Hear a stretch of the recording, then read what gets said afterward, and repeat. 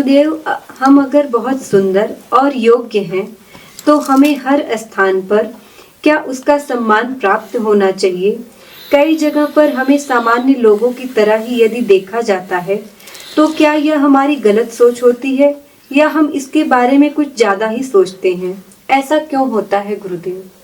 किन्होंने भेजा है? गुरुजी नाम नहीं ना, बताया। अच्छा ठीक है, अच्छा किया नाम नहीं बताया, क्योंकि मैं जो काम बताऊंगा उससे वो बेचारे फिर वो मैं, हालांकि जब मैं उत्तर देता हूं तो आदमी गौण हो जाता है, फिर उस प्रश्न का उत्तर होता है, व्यक्ति का नहीं होता, और कभी कभी व्यक्ति का होता है। एक बहुत सुंदर, बहुत रिच महिला ने विमान में प्रवेश किया। अपनी सीट का नंबर खोजते हुए उसने सब तरफ नजरें दौड़ाई। उसने देखा कि उसकी सीट एक ऐसे व्यक्ति की बिल्कुल बराबर में रख दी गई है, निश्चित हो गई है, अलॉट हो गई है, जिसके दोनों हाथ नहीं है, और वो थोड़ा सा एक बुजुर्ग सा और बीमार सा आदमी है, अपाहिज है। तो उसे उसके अपाहिज व्यक्ति के बराबर में बैठने में थोड़ी झिझक का अनुभव हुआ। उन्होंने सोचा कि मैं ये क्या, मेरे सीट कहाँ लगा दी इन्होंने। उसने एयर होस्टेस को कॉल किया और उससे कहा कि मैं सीट पर बैठने में असुविधा अनुभव कर रही हूँ, क्योंकि मेरी सीट पर बराबर में जो व्यक्ति मेरे साथ ट्रेवल करेगा उसके दोनों हाथ नहीं है, और मेरी सीट आप चेंज करें, क्योंकि बार बार वो फिर खाना खाएगा, कभी कुछ और कुछ करेगा, मुझे बड़ी प्रॉब्लम हो जाने वाली है, और मैं ऐसे नहीं बैठ सकती हूँ, और मैं बहुत बड़े परिवार से हूँ, ये हूँ। तो उसने पूछा कि और भी कोई कारण है? एयर होस्टेस ने कहा कि आप मुझे कारण बताइए कि क्या ऐसे लोगों को क्यों नहीं आप पसंद करती हैं? तो कहती नहीं, मैं बस ये कारण कुछ नहीं बताऊंगी, लेकिन मैं किसी अपाहिज या ऐसे आदमी के पास बैठ करके यात्रा करना नहीं चाहती हूँ, तो आप मेरी सीट को चेंज करें। एयर होस्टेस ने उसे कन्विंस करने की कोशिश की कि ऐसी बात ठीक नहीं है, जहाज़ के नियमों के खिलाफ है, आप बैठ जाएं, जो भी सीट मिल गई वो तो अब बोर्डिंग के समय निश्चित होती है। फिर उसने कहा अच्छा मैं देखती हूँ। उसने सारे विमान में नजर दौड़ाई सब तरफ खाली सीट को खोजने के लिए, पर कोई भी सीट खाली थी नहीं। एयर होस्टेस फिर उस लेडीज़ के पास आई, वो खड़ी हुई भी वेट कर रही है इकोनॉमी क्लास में, कि मेरे को इस आदमी के बराबर में नहीं बैठना, मुझे कहीं और बैठाइए।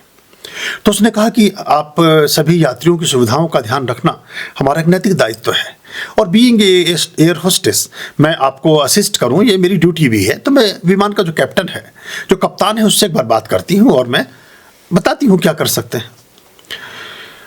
वो चली गई कप्तान से बात करने। एयर होस्टेस थोड़ी देर बाद लौट कर आती है और फिर कहती है कि मैडम आपको जो असुविधा हुई उसके लिए मैं बहुत खेद है, और उस पूरे विमान में सिर्फ एक ही सीट खाली है, और वो सीट फर्स्ट क्लास में है, प्रथम श्रेणी में है। और हमारी टीम ने, जब हम सबने डिस्कस किया, आपकी बात उन तक पहुंचाई, उसमें पायलट भी थे, हमारे केबिन क्रू के लोग भी थे, हमारे मैनेजमेंट टीम के लोग भी थे, तो उन्होंने एक असाधारण निर्णय लिया है, एक अननेचुरल डिसीजन हमने किया जो कभी हम नहीं करते हैं, पहले भी कभी नहीं किया। एक यात्री को हम इकोनॉमी क्लास से प्रथम श्रेणी में भेजने का काम अपनी कंपनी के इतिहास में पहली बार कर रहे हैं। वो सुंदर और धनाढ्य महिला थी, बड़ी खुश हुई वो। तो इससे पहले वो अपना कुछ प्रतिक्रिया व्यक्त करती, उसने उस जो अपाहिज व्यक्ति बैठा था उसके पास जाकर के हाथ जोड़े, उससे कहा कि आप कृपया चलें और हमारे इस निवेदन को स्वीकार करें कि आप फर्स्ट क्लास में यात्रा कर लें। तो अब वो जो व्यक्ति था वो रोने लगा, जो जिसके हाथ नहीं थे, और उसने कहा, जब एयर होस्टेस ने कहा कि सर आप प्रथम श्रेणी में जा सकेंगे, और हम ये नहीं चाहते कि आप किसी शिष्ट यात्री के साथ, किसी बेहुदा यात्री के साथ यात्रा करके परेशान हो, तो सभी जितने लोग इकोनॉमी क्लास में बैठे थे सबने ताली बजा करके इस निर्णय का स्वागत किया। वो जो बहुत सुंदर दिखने वाली महिला थी, वो उसे काटो तो खून नहीं, शर्म से उसकी नजरें गड़ गई नीचे। वो जो व्यक्ति था अपाहिज, वो खड़ा हुआ, उसने हाथ जोड़ के सबको प्रणाम किया। उसने कहा कि मैं भूतपूर्व सैनिक हूँ, और एक ऑपरेशन के दौरान मैं कश्मीर में जब एक बम विस्फोट हुआ, उसमें मेरे दोनों हाथ खत्म हो गए, और जब से मैं इतनी देर से आर्गुमेंट सुन रहा था तो मुझे इस बात पे अफसोस हो रहा था कि मैंने किन लोगों के लिए अपनी जान को जोखिम में डाल दिया। ये कैसे नागरिक थे जिनके लिए मैंने अपने जीवन में खिलवाड़ किया, लेकिन अब आपने जो मुझे सम्मान दिया है, मैं उन सब के लिए आपके प्रति आभार व्यक्त करता हूँ। और वो ये कह करके सबको धन्यवाद करके प्रथम श्रेणी में चला गया। अब वो जो सुंदर महिला थी, अब वो असहज हो गई। तो क्योंकि आप, अगर आप सुंदर हैं या बहुत धनाढ्य हैं, तो वो किस लिए हैं? आप किस लिए हैं? अशिष्टता के लिए हैं, बेहूदगी के लिए हैं, बदतमीजी के लिए हैं, कि अपनी ईगो को के सेटिस्फेक्शन के लिए हैं, कि समाज में एक मिसाल कायम करने के लिए हैं? जब आम्रपाली ने दीक्षा ली बुद्ध से, तो कम से कम 300 राजकुमारों ने दीक्षा ली थी। राजकुमार मतलब जो प्रिंस वो बड़ा एक हंगामा हुआ था बड़ा जबरदस्त कि ये क्या हुआ, ये तो मतलब राजपाट संभालेगा कौन, क्योंकि वो सारे दीवाने थे आम्रपाली के, सारे चल दिए पीछे पीछे कि हम तो वहीं बैठेंगे, अब जहाँ बैठेगी।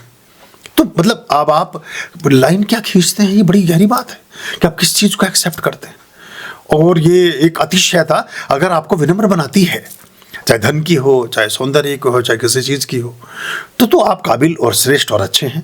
और अगर आपको निकृष्ट बना रही है, और कितने मैंने भी अपने निजी यात्राओं में ऐसा देखा है कि 4 घंटे की यात्रा, 2 घंटे की यात्रा, 6 घंटे की यात्रा, उसमें भी इतना मीन मेक करते हैं, या वहाँ भी इतने इस तरह से निरंकुश होकर के उन लोगों के साथ मिसबिहेव करते हैं। वो 4 लड़कियाँ, 4 बच्चियाँ, 4 बेटियां 300-400 लोगों को खाना खिला रही होती हैं, और हम उनको इस तरह से डील करते हैं, मतलब बहुत सारे लोग कि जैसे उन्हें लगता है कि आपने खरीद लिया है जहाज को। तो ये अगर हम सोच पाएं तो हमारा जीवन एक बेहतर दिशा में यात्रा करता है। तो आपका उत्तर यही था जो मैंने आपको कहानी सुनाई।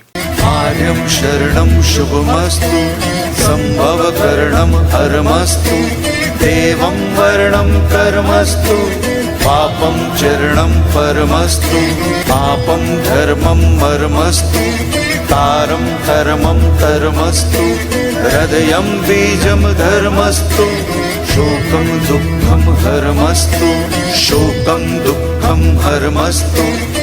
आर्यं शरणं शुभमस्तु, संभवकरणं हरमस्तु, देवं वर्णं कर्मस्तु, पापं चरणं परमस्तु, पापं धर्मं मर्मस्तु, तारं धर्मं धर्मस्तु, हृदयं बीजं धर्मस्तु, शोकं दुःखं हरमस्तु, शोकं दुःखं हरमस्तु, पापं धर्मं मर्मस्तु, तारं धर्मं धर्मस्तु, हृदयं बीजं धर्मस्तु, शोकं दुःखं हरमस्तु, शोकं दुःखं हरमस्तु, शोकं दुःखं हरमस्तु, शोकं